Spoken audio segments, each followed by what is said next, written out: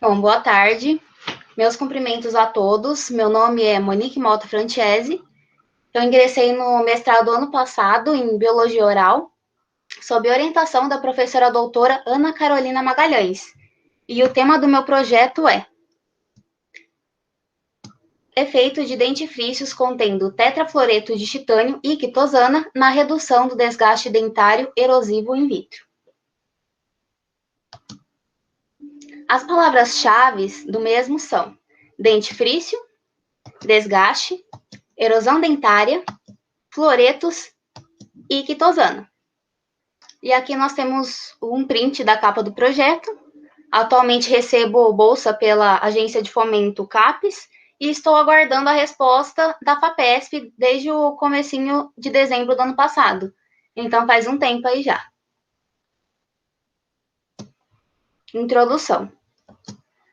Primeiramente, eu acho de extrema valia definirmos essa condição clínica que vem ganhando tanta importância assim nos últimos anos e cuja prevalência tem aumentado. Então, o desgaste dentário erosivo é a perda superficial e cumulativa da substância mineralizada devido a processos físicos e químico-físicos, onde a erosão dentária é o seu principal fator etiológico. Esse desgaste pode ser distinguido dependendo da origem do ácido. Então, nós temos a erosão de ordem extrínseca, causada por ácidos de origem externa, como, por exemplo, o ácido cítrico e outros ácidos presentes em refrigerantes, chás de ervas isotônicos, sucos de fruta ácidos, como limão e laranja, medicamentos, bebidas alcoólicas, principalmente aí o vinho rosé, e alimentos ácidos. E, por sua vez, a erosão de ordem intrínseca é causada por ácidos endógenos, como, por exemplo, o ácido clorídrico, que está presente no nosso conteúdo gástrico em casos de bulimia e refluxo, quando o indivíduo que sofre com essas condições acaba tendo um retorno do seu conteúdo gástrico na sua cavidade bucal. Podemos apontar também que essa erosão intrínseca poderia ser desencadeada por refluxo ou vômitos decorrentes a uma pressão gástrica, comuns também na obesidade e gravidez. Mas independente da origem desse ácido, seja ele extrínseco ou intrínseco, irá sempre ocorrer nessas condições o contato do ácido com os nossos dentes. Então, faz-se importante ressaltar que o desgaste dentário pode ser associado a uma série de fatores que podem causar a promoção ou a inibição desse desgaste.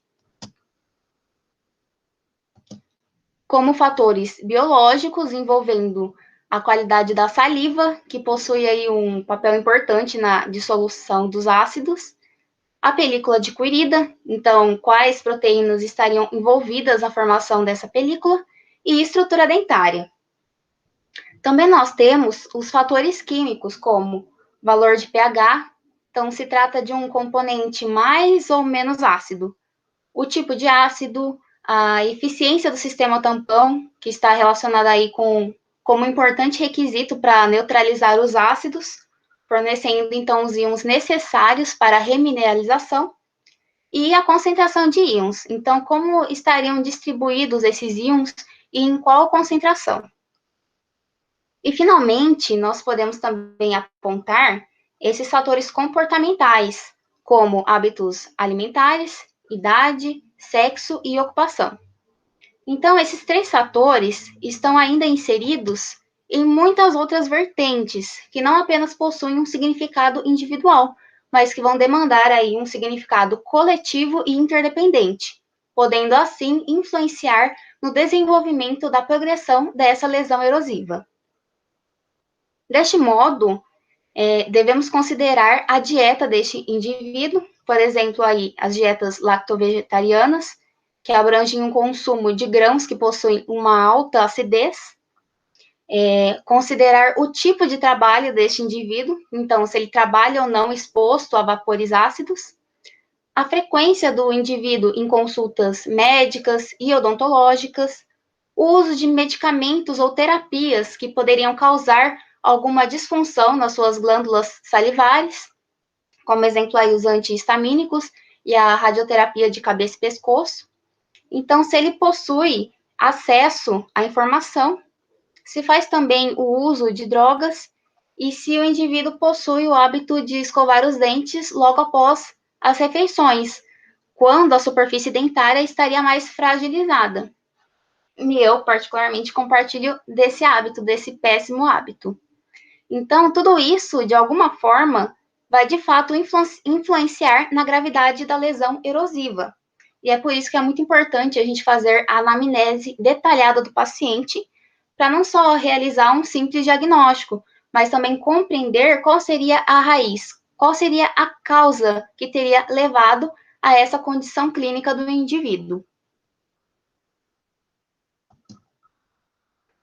Analisando um pouco mais esse produto, o tecido dentário duro é submetido a ácidos através da erosão dentária, ocorre a perda de minerais na superfície dos dentes, deixando uma camada remanescente amolecida e vulnerável, levando à dissolução contínua dos cristais de esmalte. Além disso, quando são adicionadas forças mecânicas nessa camada que está amolecida, essa perda se torna ainda mais significativa, que é o que nós definimos como desgaste dentário erosivo, podendo, inclusive, em casos mais avançados, causar a exposição da dentina.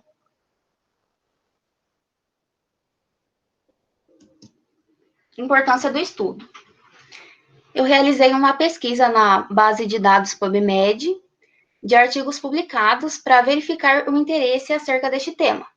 Então, eu utilizei uma busca básica com o termo Erosive Tooth Wear para saber a quantidade de artigos publicados a cada 10 anos no período compreendido entre 1981 a 2021.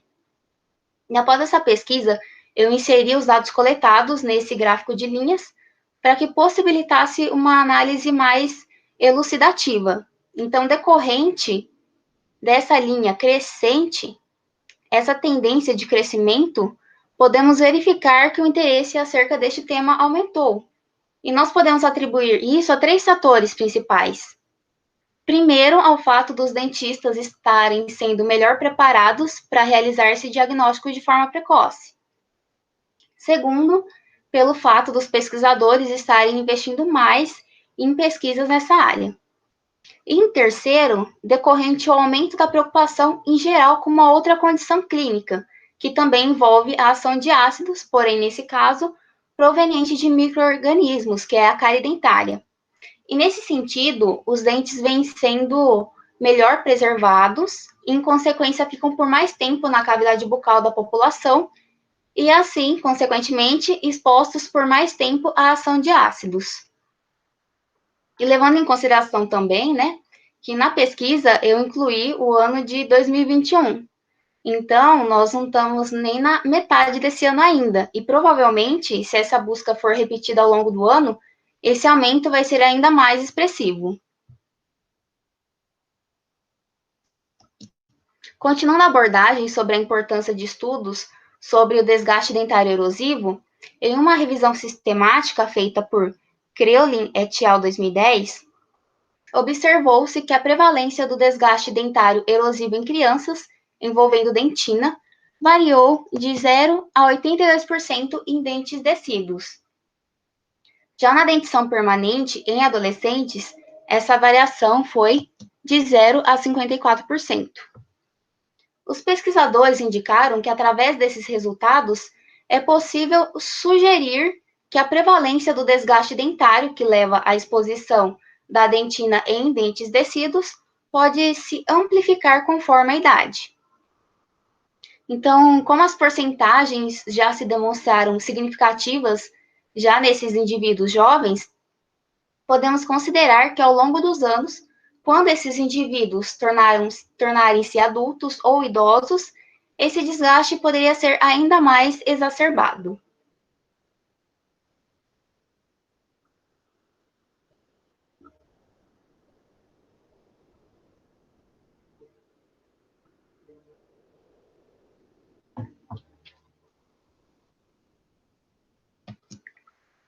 Estudos anteriores.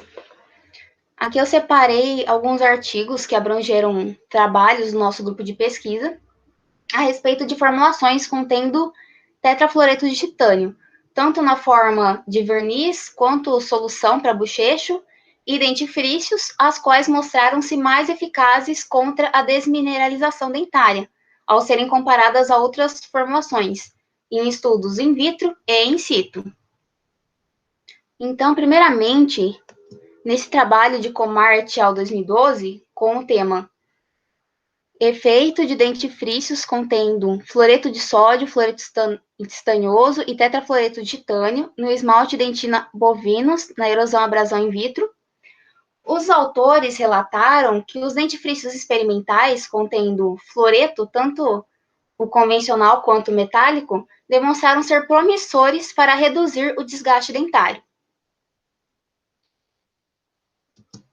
Neste outro trabalho, de Comar et al. 2015, com o tema vernizes de tetrafluoreto de titânio e fluoreto como agentes antierosivos na progressão da erosão do esmalte e dentina in vitro, os autores relataram que os vernizes contendo tetrafluoreto de titânio e fluoreto de sódio foram igualmente eficazes na redução da progressão da erosão dentária in vitro, demonstrando assim uma redução significativa na progressão desse desgaste. E para finalizar, de Souza et al. 2018, desenvolveram um trabalho com o tema efeito de um enxágue bucal experimental contendo fluoreto de sódio e tetrafluoreto de titânio na erosão e abrasão dentária in situ, e eles demonstraram que a solução experimental de fluoreto de sódio e tetrafluoreto de titânio protegeu contra o desgaste dentário in situ, tanto para esmalte e para dentina, e sendo que esse resultado foi comparável ao efeito protetor da solução comercial da Elmex, específica para essa proposta. E a mesma linha de produtos para erosão foi utilizada para o nosso trabalho, através de um veículo diferente, que é o dentifrício, ao invés da solução. Isso tudo é para demonstrar que o nosso grupo de pesquisa tem uma vasta experiência em trabalhos envolvendo o estudo de soluções contendo fluoretos na forma de verniz, que vai fornecer um efeito mais prolongado, solução para bochecho, que é um veículo mais simples, e dentifrício, que se trata de um veículo mais consistente, sendo que esses trabalhos foram essenciais e foram também utilizados como base de estudo para este novo trabalho. Estratégias de controle do desgaste dentário erosivo. Portanto, dentre as diversas estratégias abordadas para controlar o desgaste dentário erosivo, a primeira que merece a nossa atenção é a aplicação de fluoretos. Vimos anteriormente a aplicação desse componente em alguns trabalhos do nosso grupo de pesquisa, que pode ser considerado como a estratégia mais testada atualmente. Em relação ao mecanismo de ação do tetrafluoreto de titânio, o titânio é capaz de se complexar com a hidroxiapatita, formando uma camada protetora rica em óxido de titânio e fosfato de titânio hidratado, além de aumentar a precipitação do fluoreto de cálcio devido ao seu baixo pH. A segunda estratégia é a aplicação de quitosana. Esse componente é um polímero natural derivado do exoesqueleto de crustáceos, e muitos estudos testam a sua adição em produtos para higiene bucal. E como exemplo de aplicação, nós temos o Quitodente, que é o primeiro dentifrício comercial da Europa a incluir a quitosana como um componente ativo de um dentifrício. Em relação ao mecanismo de ação, a quitosana é capaz de interagir eletrostaticamente na estrutura dentária, se adsorvendo na superfície do esmalte e formando também uma camada protetora contra ácidos. Então, para aumentar a eficiência da quitosana, ela foi associada ao fluoreto, sendo esta a terceira estratégia. Foram observados resultados muito promissores dessa associação, pela capacidade que a quitosana possui de reter o fluoreto no esmalte, além de permitir o aumento da viscosidade da solução. E eu também não poderia deixar de citar o dentifrício comercial da Elmex, né? Que é uma marca suíça que utiliza o efeito protetor contra o desgaste dentário erosivo através dessa associação de quitosana com fluoretos, sendo o dentifrício comercial também utilizado em nosso estudo. Nesse sentido, como resultados positivos puderam ser observados com a associação de quitosana e fluoreto a produtos para higiene bucal, fizemos o seguinte questionamento. Será que a adição de quitosana a produtos contendo tetrafluoreto de titânio também poderia melhorar o efeito protetor de um dentifrício experimental? E como hipótese nula deste trabalho, definimos que o dentifrício experimental contendo tetrafluoreto de titânio e quitosana não seria mais eficaz na redução do desgaste dentário erosivo quando comparado ao dentifrício comercial para tal finalidade. Objetivo. Deste modo, o objetivo deste trabalho é comparar o efeito protetor de um dentifrício experimental contendo tetrafluoreto de titânio e quitosana com um dentifrício comercial específico para proteção contra erosão dentária sobre o desgaste dentário erosivo in vitro. Material e métodos. Para isso, foram utilizadas 132 amostras de esmalte bovinos, separadas em 5 grupos, ou seja, cada grupo contaria aí com um total de 24 amostras, sendo eles: Grupo 1, tetrafluoreto de titânio, a 1.400 ppm de flúor. Grupo 2, quitosana 0,5% com 75% de desacetilação e 500 mPs. Grupo 3, tetrafluoreto de titânio com quitosana a 0,5%.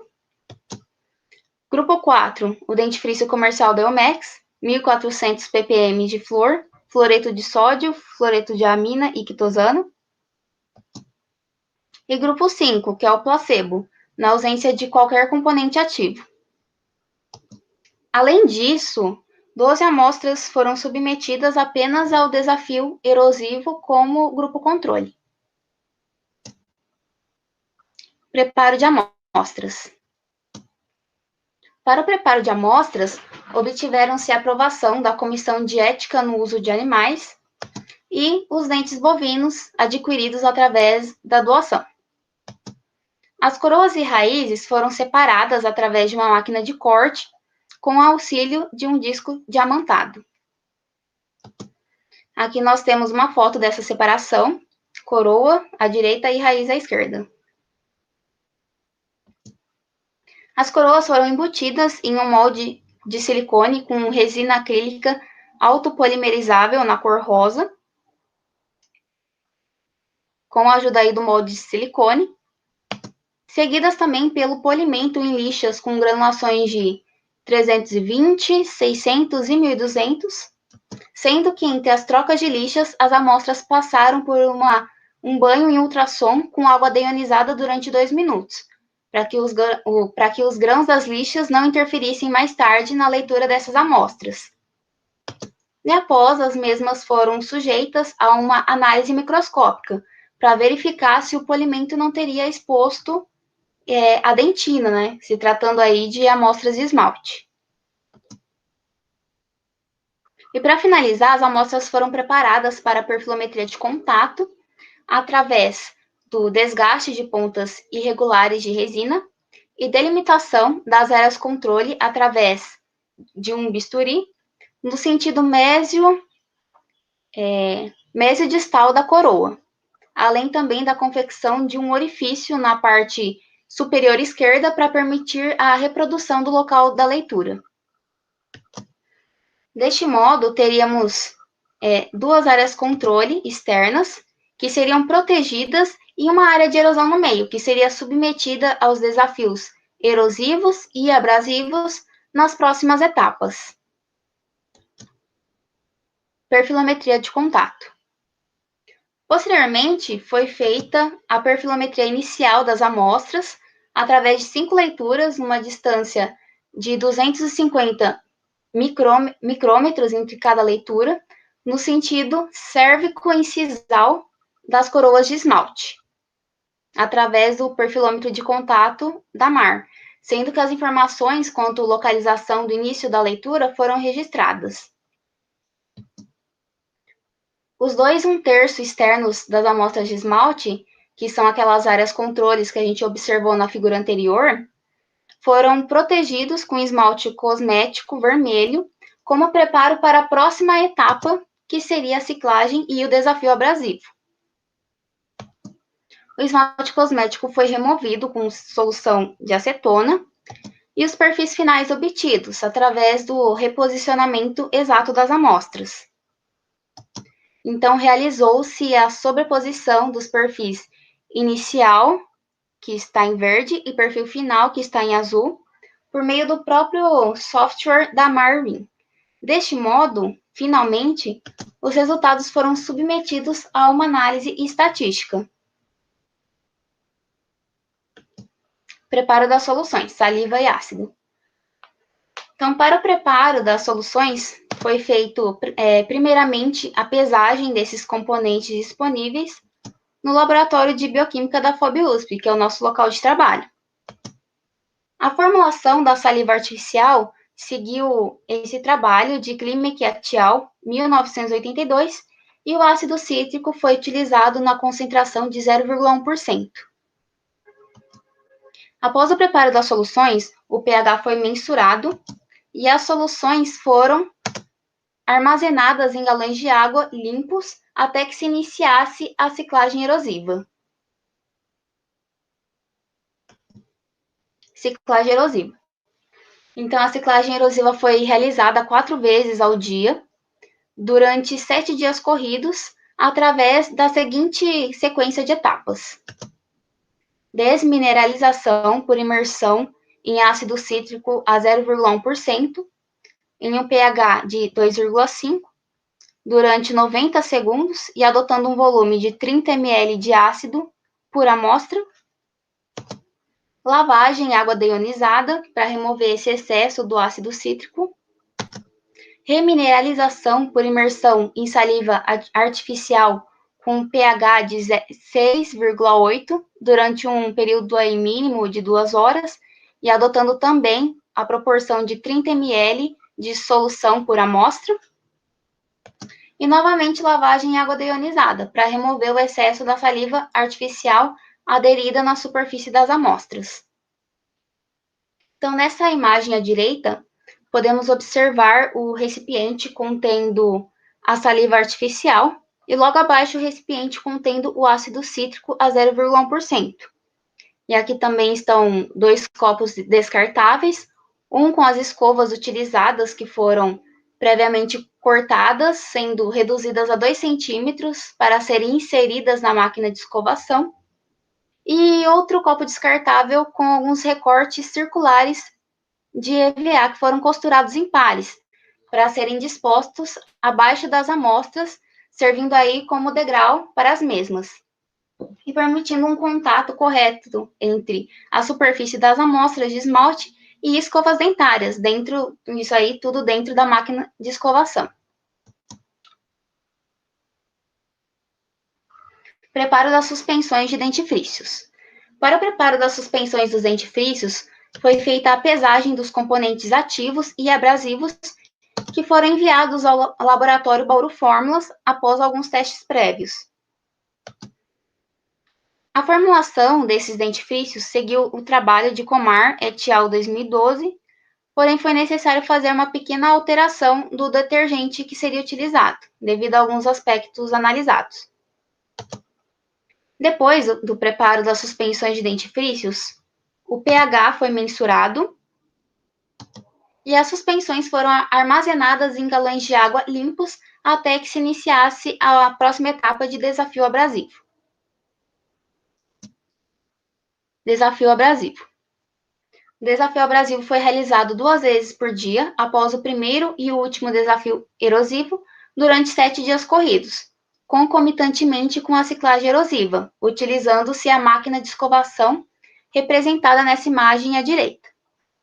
Então, foram acopladas 12 escovas dentárias da Curaprox, que foram alinhadas com as amostras de esmalte que por sua vez permaneceram em cima daqueles recortes de EVA e inseridas nesse suporte aqui retangular.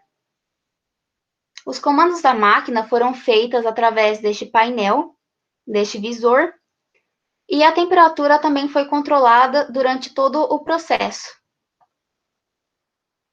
Então, após todo esse preparo, foi feita a aplicação de 150 gramas de peso sobre o centro de suporte das escovas, por meio dessas anilhas aqui. Em seguida, realizou-se a abrasão por escovas dentárias acopladas à máquina de escovação por 15 segundos. E aqui nesse vídeo à direita, aqui que eu vou despausar, podemos observar o movimento retilíneo de vai e vem feito pelas escovas. A próxima etapa incluiu o tratamento com as suspensões de dentifrícios por mais 45 segundos, totalizando aí totalizando aí 1 minuto de exposição das amostras com os dentifrícios. E para finalizar, novamente foi realizada uma lavagem em água deionizada. Análise estatística. Para a análise estatística, primeiro obtiveram-se os dados referentes à média do desgaste, adquirido pela diferença dos perfis iniciais e finais através da sobreposição. Esses valores foram inseridos em uma planilha do Excel, sendo utilizados para obter as médias, as medianas e intervalos interquartis. Foram submetidos também a testes iniciais de normalidade e homogeneidade, que nos permitiram, então, uma escolha adequada para o próximo teste, que foi um teste não paramétrico de Kruskal-Wallis, pois os dados não seguiram um padrão normal e, entre eles, não foram homogêneos. Então, nesse teste, observamos que os resultados foram significativos, com um P menor que 0,0001, os quais nos conduziram para o próximo teste, post-hoc de Dunn, que é um teste de múltiplas comparações, onde foi feita a análise entre os grupos. Foi analisado o fator de 5 grupos, com um número amostral aí de 20 amostras por grupo, pois para análise estatística nós retiramos 5 amostras que se distanciaram muito do padrão, e também um grupo contendo um número amostral igual a 12. O nível de significância adotado nesse estudo foi de 5%.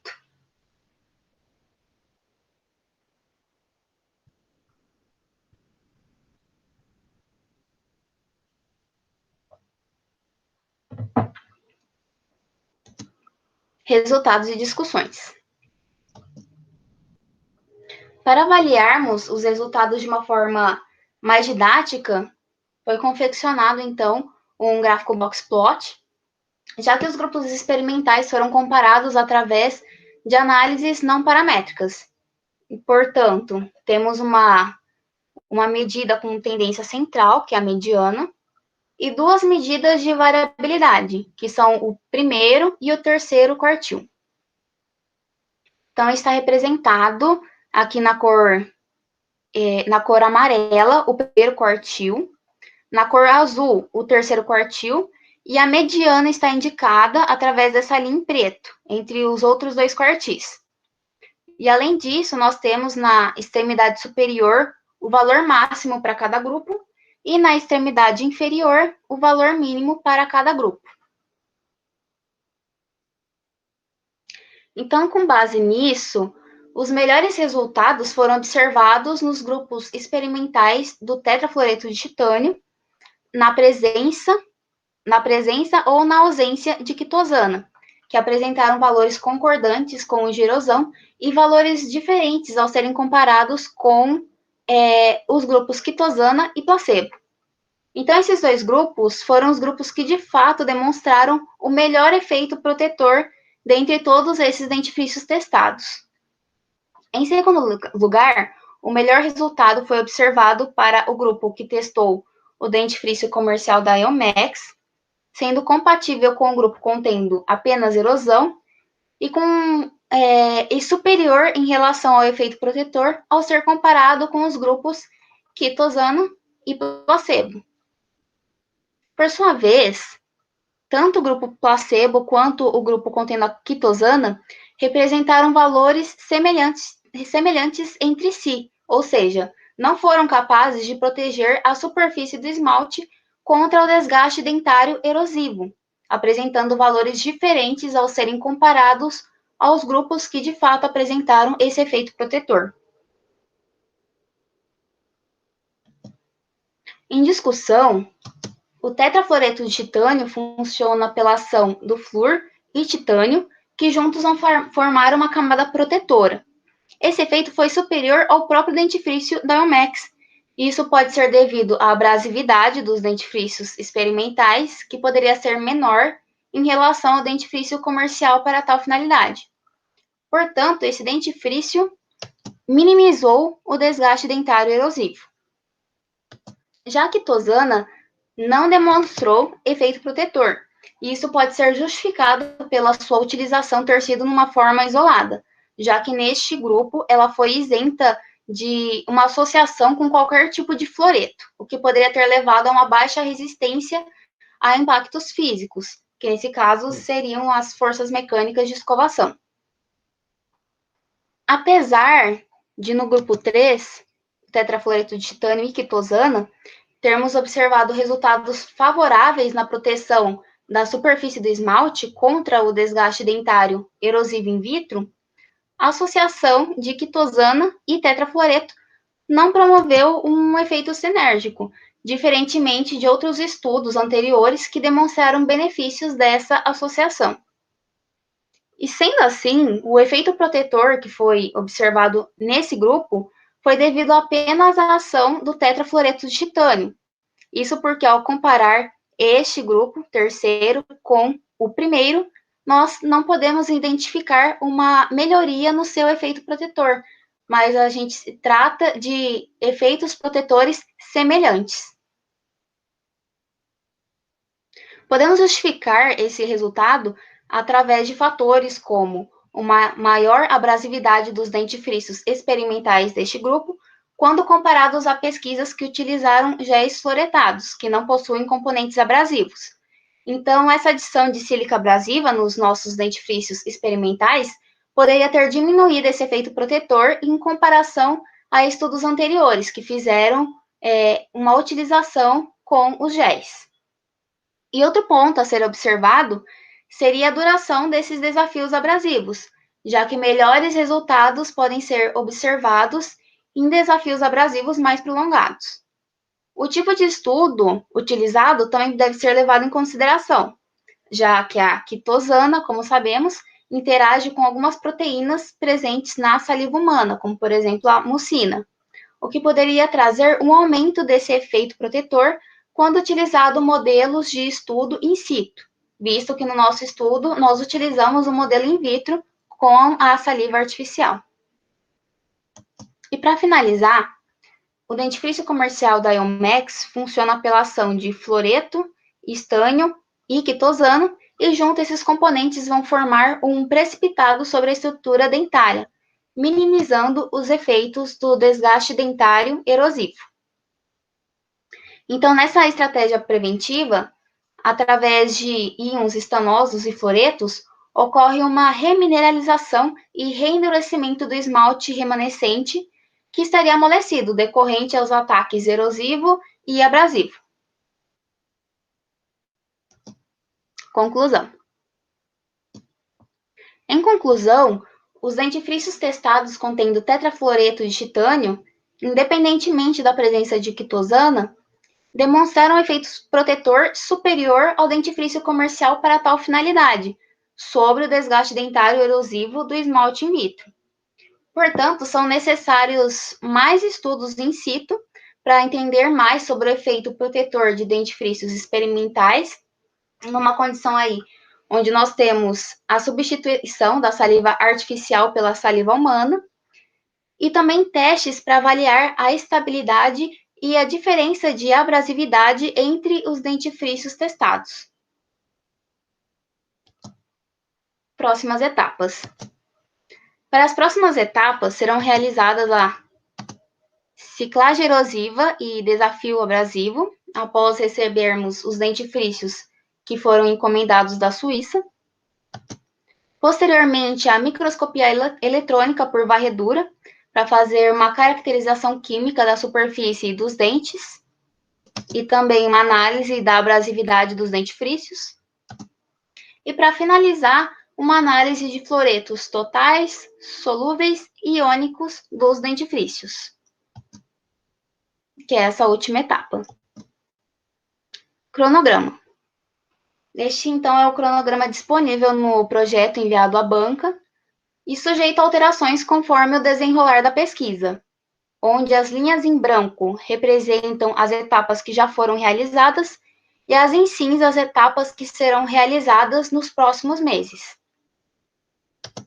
Então, nesse círculo em vermelho está indicada a próxima etapa a ser realizada, que inclui a ciclagem e tratamento das amostras de dentina. Esses são os colaboradores do nosso projeto, dentre eles a equipe da Curaprox, que nos doou as escovas dentárias utilizadas no desafio abrasivo, a equipe do frigorífico Frigol, que contribuiu com a doação dos dentes bovinos, e a equipe Ice Fresh, que é uma indústria de produtos para higiene bucal em Bauru, que colaborou com a doação da sílica abrasiva para a manipulação dos dentifrícios experimentais que foram utilizados. Todas as doações foram muito importantes para permitir o andamento da pesquisa, porém essa doação da sílica abrasiva em específico foi muito importante para a gente, porque muitos componentes estavam em falta no mercado, não só em Bauru, mas também em outras cidades, desde o final do ano passado. E um desses componentes era a sílica abrasiva, que nós só conseguimos acesso através dessa empresa. E também não posso esquecer de mencionar a equipe da FOB USP, né, constituída por alunos de graduação, alunos de mestrado, doutorado, pós-doutorado, e também os professores. Então, há sempre uma equipe por trás de tudo isso, contribuindo com a troca de informações e experiências que são indispensáveis para que possamos aperfeiçoar o nosso trabalho. Então, eu agradeço a atenção de todos, a minha família que está me assistindo, meus amigos, minha orientadora que tem feito um trabalho impecável nessa área de estudo, e as professoras Daniela e Marília que aceitaram fazer parte dessa banca. Então, foram nomes indicados com a ajuda da professora Carol, que, como ela bem disse, são pessoas que possuem conhecimento na área e que poderiam agregar mais a este trabalho, e por isso que eu fiz questão de tê-las aqui. Então, deixo aqui meus agradecimentos à banca. Agora eu vou abrir algumas dúvidas, críticas e sugestões para que possamos sempre melhorar para o nosso projeto.